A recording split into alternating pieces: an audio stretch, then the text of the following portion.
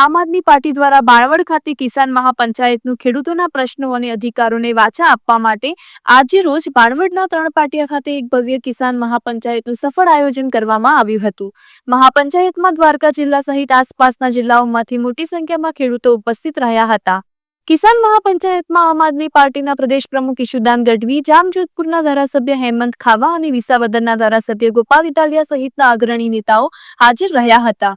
નેતાઓએ ખેડૂતોને સંબોધતા રાજ્ય સરકારની નીતિઓ પર આકરા પ્રહારો કર્યા હતા અને ખેડૂતોના હિત માટે આપના સંકલ્પને દોહરાવ્યો હતો। કિસાન મહાપંચાયત દરમિયાન આમ આદમી પાર્ટીની નીતિઓ અને ખેડૂતલક્ષી વલણથી પ્રભાવિત થઈને દ્વારકા જિલ્લા અને આસપાસના વિસ્તારોના અનેક આગેવાનો અને સામાન્ય લોકો ઔપચારિક રીતે આમ આદમી પાર્ટીમાં જોડાયા હતા। પ્રદેશ પ્રમુખ ઈશુદાન ગઢવીએ તમામને ખેસ પહેરાવી પક્ષમાં આવકાર્યા હતા। આપ દ્વારા આ કિસાન મહાપંચાયતના માધ્યમથી ખેડૂતોને તેમના હક અને અધિકાર માટે એક થવા અને આગામી સમયમાં ખેડૂતોની લડતને વધુ મજબૂત બનાવવાનો સંકલ્પ લેવામાં આવ્યો હતો।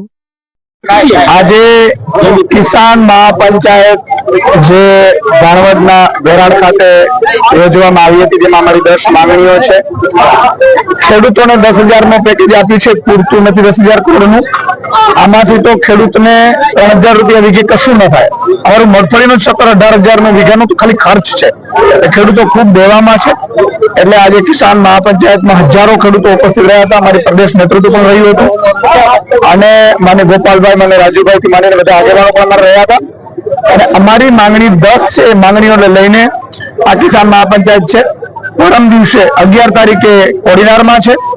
અમે બહુ સ્પષ્ટ છીએ કે ખેડૂતોને કઈ નહીં તો અત્યારે હેક્ટરે 50,000 રૂપિયા પંજાબની સરકારે આપ્યું છે। એમને અમે મોટી મોટી વાતો નથી કરતા। 50,000 રૂપિયા હેક્ટરે, 2 હેક્ટર આપો તો લાખ રૂપિયા થાય। ટેકાના ભાવે મગફળી પણ 125 ની ખરીદવાની છે। આને લઈને અમે 10,000 ગામડાઓમાં મિટિંગો કરવાના છે, ન્યાય પંચાયત કરવાના છીએ આગામી 1 મહિનામાં અને હસ્તાક્ષર કેમ્પેન કરીશું। આજે પણ ખેડૂતો સાથે માંગણીઓ મૂકી છે અને સહમત થયા છે। સાથે સાથે અમે જો આમ આદમી પાર્ટીની એક લહેર ઉપડી છે। આજે ખૂબ આગેવાનો જામ ખંભાળિયાથી, જામનગરથી તમામ આગેવાનો જોડાયા છે। લગભગ આગેવાનો પોતાના 500 જેટલા કાર્યકર્તાઓ સાથે આજે આમ આદમી પાર્ટીમાં જોડાયા છે। પોરબંદરમાંથી પણ સારા આગેવાનો આજે આમ આદમી પાર્ટીમાં જોડાયા છે। હું સૌને આવકારું છું અને મને પૂરો વિશ્વાસ છે કે આમ આદમીમાં જોડાયેલા તમામ નાગરિકો એ આગામી સમયમાં પ્રજાના અને સેવાના કામો કરશે। આજે દેવભૂમિ દ્વારકાના 3 પાટિયા પાસે આમ આદમી પાર્ટી દ્વારા કિસાન મહાપંચાયતનું આયોજન કરવામાં આવ્યું। ગુજરાતમાં હમણાં થોડાક દિવસ પહેલા માવઠું થયું। માવઠાના કારણે ખેડૂતોને અબજો રૂપિયાનું નુકસાન થયું। 3 જેટલા ખેડૂતોએ આત્મહત્યા કરી લીધી અને અનેક ખેડૂતો અત્યારે દુઃખી છે।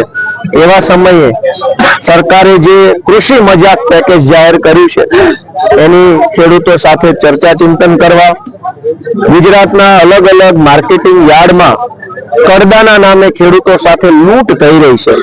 ટોલ માપના નામે, ચડાવવા ઉતારવાની મજૂરીના નામે, ભેજના નામે, માલ ખરાબ છે એવી રીતે અલગ અલગ બાનાઓ કાઢી એપીએમસી ની અંદર ખેડૂતો સાથે ખુલ્લેઆમ લૂંટ કરવામાં આવે છે। એ લૂંટ બાબતે ખેડૂતોને જાગૃત કરવા માટે, ખેડૂતોને સમયસર ખાતર મળે એ બાબતની ચર્ચા કરવા માટે, આ સિવાય અન્ય 10 મુદ્દાઓ કે જેમાં દૂધ ઉત્પાદન કરતા પશુપાલકોની બાબત હોય, માલધારીઓની બાબત હોય, કપાસ પકવતા ખેડૂતો, શેરડી પકવતા ખેડૂતો વગેરે ખેડૂતોના મુદ્દાઓ ઉપર બુલંદ અવાજ રજૂ કરવા માટે આજે આમ આદમી પાર્ટી દ્વારા આ મહાપંચાયત યોજવામાં આવી હતી। મને એ વાતની ખુશી છે કે આજે ખેતરમાં ખૂબ કામ ચાલુ છે। અનેક જગ્યાએ થ્રેશર ઓપનર ચાલુ છે, અલગ અલગ કામ જે હોય ખેતીને લગતા, એટલે ભરપૂર મોસમ છે કામની, તેમ છતાંય જબરજસ્ત વિશાળ સંખ્યામાં ખેડૂતો સ્વયંભૂ આ સભામાં હાજર રહ્યા અને એટલું જ નહીં, એમના ચહેરા ઉપર જે ઉર્જા અને ઉત્સાહ જોવા મળ્યો એના ઉપરથી તો એવું લાગે છે કે આ દેવભૂમિ દ્વારકામાં આવતી ચૂંટણીમાં વિસાવદર વાળી થવાની છે। કરકસની વાત કરી હતી। ગુજરાતમાં છેવાડે બેઠેલો ગામડાના માણસ જયારે ટીવીમાં જોવે ત્યારે એને એમ લાગે કે સરકાર છે, મને જ્યારે વિસાવદર વિધાનસભાના લોકોએ ચૂંટણી જીતાડી વિધાનસભામાં મોકલ્યો અને મેં નજીકથી જોયું તો મને એમાં સરકાર નહીં સર્કસ દેખાય છે.